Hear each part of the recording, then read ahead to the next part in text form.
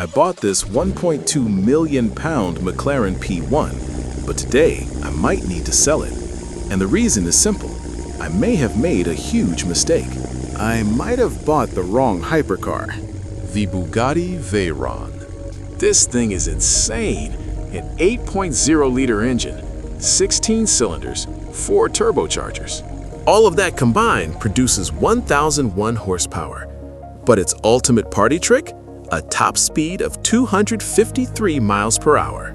Now here's the crazy part. Today, a Veyron is roughly the same as my McLaren P1. So why didn't I just buy one when I had the chance?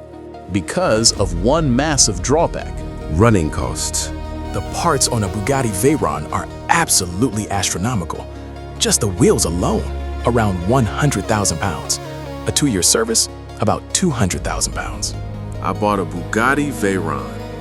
1 month in, I had a $50,000 repair bill. 6 months later, another $75,000.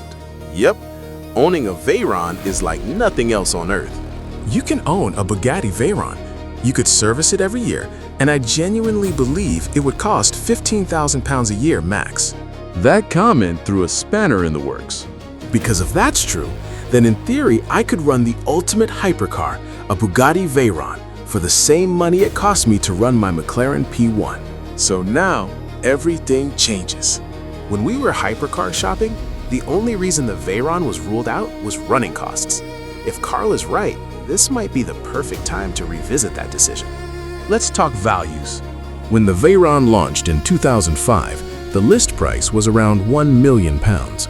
Over time, they depreciated down to roughly 600,000 pounds. Then they hit the sweet spot, the 15-year investment curve. And boom, prices rocketed.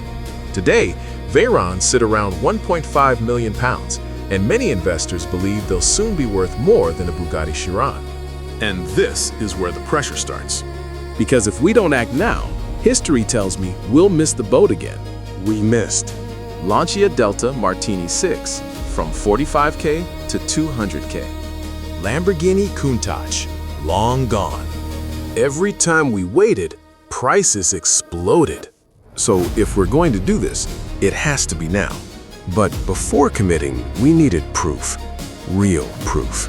So we headed to Furlonger, one of the UK's leading independent Bugatti specialists. Their job? Answer one question. Can you really run a Bugatti Veyron on a 15,000 pound a year budget? And what we learned completely changed everything. Independent specialists can now reverse engineer parts, service Veyrons properly, source stronger, modern replacements. Avoid the infamous Bugatti tax. Yes, a main dealer stamp adds value, but not enough to justify insane costs anymore. And then we saw the car underneath. 11 drain plugs, over 20 liters of oil, hydraulics everywhere, 10 radiators, engineering on a level I've never seen before. This car wasn't built to make money. It was built to prove a point. Volkswagen reportedly lost millions per car producing the Veyron. And suddenly, the costs made sense. But then we hit the real problem. Tires. The world's most expensive pieces of black rubber. 32,500 pounds per set. Wheels must be replaced after 4 tire changes. Total cost, $220,000. Absolutely insane.